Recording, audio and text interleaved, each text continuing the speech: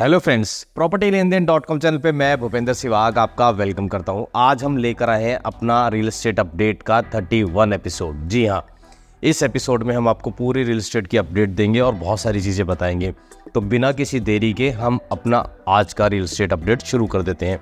आगे बढ़ने से पहले सिर्फ यही कहूँगा, जिनको डिटेल में रियल एस्टेट अपडेट समझना है, जानना है, वो इस वीडियो को देख सकते हैं। अगर आपके पास टाइम कम है और आप शॉर्ट्स में चीज़ें समझना चाहते हैं, शॉर्ट में देखना चाहते हैं, तो हमारे इस चैनल पर आपको रियल एस्टेट अपडेट के शॉर्ट भी मिल जाएंगे, आप वो देख सकते हैं। और जो डिटेल में समझना चाहते हैं उनके लिए ये एपिसोड है। शुरुआत कर लेते हैं हम हरियाणा से। जी हाँ, हरियाणा में मैं बात करूँगा गुड़गांव से। गुड़गांव में रेरा ने माहिरा जो डेवलपर है, जी हाँ, बहुत सारे लोगों ने इसका नाम सुना है। इनफेमस बिल्डर है, फेमस नहीं बोल रहा मैं, इनफेमस बोल रहा हूँ। ये बिल्डर अफोर्डेबल बना रहा था, 5 अफोर्डेबल के इसको लाइसेंस मिल गए थे और आज तक एक भी अफोर्डेबल ही कंप्लीट नहीं कर पाया था। पिछले 2 साल से बायर्स और बिल्डर के बीच काफ़ी खींचतान चल रही थी, बहुत FIR दर्ज हुई, ED ने इस पर रेड मारी, सब कुछ हो गया, लेकिन इस बिल्डर ने अपना काम शुरू नहीं किया।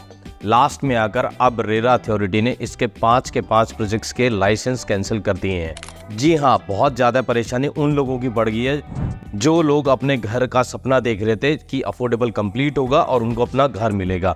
तो बिल्डर के लाइसेंस कैंसिल हो चुके हैं। इसके पीछे का मैं थोड़ा सा बैकग्राउंड यहाँ बात करना चाहता हूँ।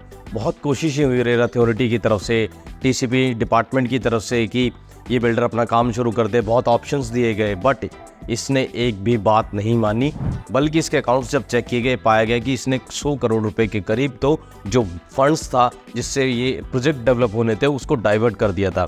तो अब रेरा अथॉरिटी की तरफ से कहा गया कि हम देखेंगे क्या ऑप्शंस हो सकते हैं, कोई ना कोई ऑप्शन ऐसा हम लेकर आएंगे, कोई ऐसा तरीका हम निकालेंगे ताकि ये प्रोजेक्ट पूरे हो सके।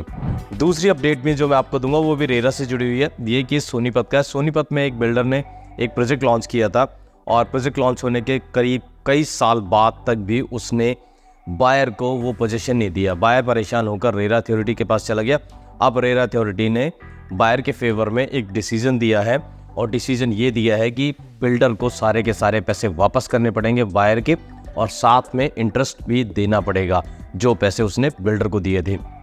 ये कौन सा डेवलपर है, क्या केस था, बहुत लंबी स्टोरी है। बहुत अच्छा एक ऑर्डर आया है। अगर आप इसको समझना चाहते हैं, फ्यूचर में हो सकता है आपको किसी तरह इसकी ज़रूरत पड़ जाए, तो आपको एक काम करना होगा। ऑर्डर की कॉपी हमारे टेलीग्राम चैनल पे, हमारी एक टेलीग्राम की कम्युनिटी है, आप उसको ज्वाइन कर सकते हैं। आपको ऑर्डर की कॉपी उसमें मिल जाएगी, आप उसको विस्तार से समझ सकते हैं, देख सकते हैं, पढ़ सकते हैं। अब मैं आपको एक और रियल एस्टेट की अपडेट देना चाहता हूँ। इस अपडेट को ज़रा ध्यान से सुनिएगा। अभी मैं थोड़ा सा हिंट दूंगा आपको और फ्यूचर में इसकी मैं डिटेल भी रिवील करूँगा। बड़े काम की चीज़ हो सकती है आपके लिए। एक डेवलपर है, उसने एक प्रोजेक्ट लॉन्च किया, उस प्रोजेक्ट में बायर्स ने उसमें बाय किया, उसने कुछ रोड्स दिखाए कि इतने मीटर चौड़ा रोड होगा, उस रोड पे उसने दबा के PLC ली उस इतने चौड़े रोड की। बाद में वो रोड एग्जिस्ट ही नहीं करता था। बायर्स को ये चीज़ पता लग गई तो उसने अपना उसी प्रोजेक्ट का एक और फेज़ लॉन्च किया। उसके ब्रोशर में उसने वो जो रोड जो दिखा रहा था इतना वाइड है, उसको गायब कर दिया। बायर्स के पास में एक एविडेंस के तौर पे चीज़ आ गई और उसने पेमेंट प्लान भी इतना अग्रेसिव रखा, लोगों से कंस्ट्रक्शन के नाम पे पेमेंट ली और बहुत जल्दी पेमेंट ले ली। जब लोगों ने विजिट करी और देखा कि वहाँ पर उतनी कंस्ट्रक्शन नहीं हुई थी, तो लोगों को समझ में आ गया बिल्डर उनके साथ गलत कर रहा है। यहाँ मैं आपको एक हिंट दे देता हूँ कि बिल्डर लिस्टेड है। कई बार आपको बड़े ज्ञान दिए जाते हैं कि लिस्टेड बिल्डर के साथ जाना चाहिए, वो ऐसा नहीं करता है, वैसा नहीं करता है। तो आपने देख लिया था, पीछे एक प्रोजेक्ट लॉन्च हुआ था, उसने कुछ स्क्वायर फीट में एरिया कम दे दिया था। अब इस बिल्डर ने ये करामात की है, तो लोगों ने कलेक्टिव डिसीजन लिया और लोग इकट्ठे होकर उस बिल्डर के खिलाफ कंप्लेन करने चले गए। और जब इस बिल्डर के खिलाफ कंप्लेन हुई, तो जहां पर कंप्लेन हुई, जिस एजेंसी में कंप्लेन हुई, उसने कहा कि हमें ब्रोकर का नाम भी साथ में दो कि जिसने ये प्रोजेक्ट को बेचा है। अब मैं आपको बता दूं, वो ब्रोकर जो है एक यूट्यूबर भी है। ना तो मैं यहाँ बिल्डर का नाम अभी आपको बताऊंगा, ना मैं ब्रोकर का नाम आपको बताऊंगा, बस आपको मैंने बता दिया वो यूट्यूबर भी है। हाँ, फ्यूचर में इस पे बहुत कॉन्क्रीट कुछ निकलता है। वैसे ब्रोकर की इसमें कोई गलती नहीं है। जो प्रोजेक्ट आया उसने वो रेरा देखा, उसके ब्रोशर देख के बेच दिए, बट फजीयत तो उसकी होगी ही जब पब्लिक डोमेन में उसका नाम आएगा और पता लगेगा कि बिल्डर की गड़बड़ी हुई है और बेचने वाला ये ब्रोकर था। मैं किसी का नाम इसमें रिवील नहीं करना चाहता। मैं इस प्लेटफॉर्म को, इस चैनल को नहीं चाहता कि हम किसी को डिफेम करने के लिए इस चैनल को हम यूज़ करने थे, तो मैं किसी का नाम नहीं लूँगा। हम बढ़ लेते हैं अपनी अगली अपडेट पे। अब बात कर लेते हैं द्वारका एक्सप्रेसवे की। जी हाँ, द्वारका एक्सप्रेसवे का जैसे कि आप लोगों को पता है कि पैकेज 3, पैकेज 4 जो गुड़गांव में पड़ता है हिस्सा 19 किलोमीटर का, उसका इनॉग्रेशन मोदी जी ने कर दिया था कोड ऑफ कंडक्ट लगने से पहले। और पैकेज 1, पैकेज 2 जो दिल्ली में पड़ता है करीब 10 किलोमीटर का एरिया, शिव मूर्ति से लेकर आपका गुड़गांव दिल्ली बॉर्डर तक, उस पे आपको मैं एक अपडेट देना चाहता हूँ। उसमें आप जा सकते हैं, वो मोटरेबल हो गया है। जी हाँ, शिव मूर्ति से लेकर क्लोवर लीफ तक आप बड़े आराम से गाड़ी चलाते हुए जा सकते हैं। बीच में एक टनल बन रही है, उसका काम थोड़ा चल रहा है पैकेज 1, पैकेज 2 के बीच में दिल्ली में, बट ऊपर से जाने का रास्ता है। हमने इस पर एक बहुत शानदार वीडियो बनाया है। अगर आपने वो वीडियो नहीं देखा है तो आप उस वीडियो को ज़रूर देख लीजिए। दिल्ली से आने वाले जो हज़ारों लोग इस जैम में फंसते हैं दिल्ली और गुड़गांव के NH8 पे, वो शिव मूर्ति से उस रूट को लेके गुड़गांव के अलग अलग हिस्सों में पहुंच सकते हैं। और गुड़गांव में वो कहां कहां जा सकते हैं, वो क्लोवर लीफ से न्यू गुड़गांव, मानेसर, आपका SPR, CPR और इसके साथ साथ एक्सटेंशन और साइबर सिटी भी जा सकते हैं। मात्र 20 मिनट लगेंगे आपको शिव मूर्ति से क्लोवर लीफ तक पहुंचने के लिए। बहुत ही अमेजिंग हमने वीडियो बनाया। अगर आपको वो वीडियो देखना है तो उसका लिंक मैं इस वीडियो के नीचे डाल दूंगा। अब जब बात द्वारका एक्सप्रेसवे की हो रही है तो एक और अपडेट मैं आपको देना चाहता हूँ। आपने क्लोवर लीफ तो देखा ही है, बहुत सारे लोगों ने देखा है। अगर नहीं देखा तो हमारे जो मैं वीडियो की बात करता हूँ उसमें आप क्लोवर लीफ देख लेंगे। एक और क्लोवर लीफ गुड़गांव में बनने जा रहा है। जी हाँ, ये क्लोवर लीफ बनने जा रहा है वाटिका चौक। जी हाँ, जहाँ पर SPR और एक्सटेंशन रोड आपस में जुड़ते हैं वो वाटिका चौक है। ऊपर से सोहना रोड जा रहा है। तो एजेंसीज को लगा कि हमने इतना बड़ा एक तरफ द्वारका एक्सप्रेसवे बना दिया है, दूसरी तरफ हमारे पास यहाँ DMIC है, दिल्ली मुंबई एक्सप्रेसवे है, क्यों ना दोनों को डायरेक्ट कनेक्ट किया जाए। कनेक्ट अभी भी है। अभी आपको क्लोवर लीफ से नीचे उतर के पहले SPR पे आना पड़ेगा, फिर आप सोहना रोड पे जाएंगे, तब जाके आप DMIC जा पाएंगे। तो अब ये प्लानिंग की गई है कि क्लोवर लीफ से, जी हाँ, जो एग्जिस्टिंग क्लोवर लीफ है NH8 पे, वहाँ से एक एलिवेटेड रोड बनाया जाए। एक एलिवेटेड रोड बनाकर वाटिका चौक पे एक क्लोवर लीफ बनाया जाए, ताकि जो द्वारका एक्सप्रेसवे से ट्रैफिक आ रहा है वो सीधा आपका सोहना रोड पहुंच जाए और सोहना रोड से वो सीधा DMIC पहुंच जाए। बहुत अच्छी पहल है। मुझे लगता है एजेंसी अगर इसको बना देंगी तो बहुत सारे लोग जिनको नीचे उतरने की जरूरत नहीं पड़ेगी, वो उस क्लोवर लीफ से इस क्लोवर लीफ होते हुए सोहना और आगे दिल्ली मुंबई एक्सप्रेसवे तक जा सकेंगे। अब बात थोड़ी सी दुबई की कर लेते हैं। दुबई रियल एस्टेट में एक बहुत बड़ा मर्जर होने जा रहा है। एक नखील और एक माइडन, तो बहुत बड़े प्लेयर हैं रियल एस्टेट के, उन दोनों का मर्जर होने जा रहा है। इन दोनों के मर्जर होने से रियल एस्टेट को बूस्ट मिलेगा दुबई के को। और मुझे लगता है जो बहुत ज़्यादा डिमांड है उसकी जो सप्लाई दुबई में नहीं हो पा रही है, उसकी सप्लाई भी बढ़ेगी। और मुझे लगता है कि दुबई ज़्यादा बेटर पहले से करेगा। तो रियल एस्टेट की इंडिया में कौन सी दो बड़ी कंपनी है जिनके मर्जर होने से बहुत बड़ा फर्क पड़ सकता है पैन इंडिया रियल एस्टेट में? अगर आपको ऐसा कुछ लगता है तो कमेंट में ज़रूर बताइएगा। अगर आप रियल एस्टेट में इंटरेस्ट रखते हैं, रियल एस्टेट के बारे में जानना चाहते हैं, समझना चाहते हैं, पढ़ना चाहते हैं, तो ये जो यूट्यूबर आपको कोर्स बेच रहे हैं इनके चक्कर में ना पड़े।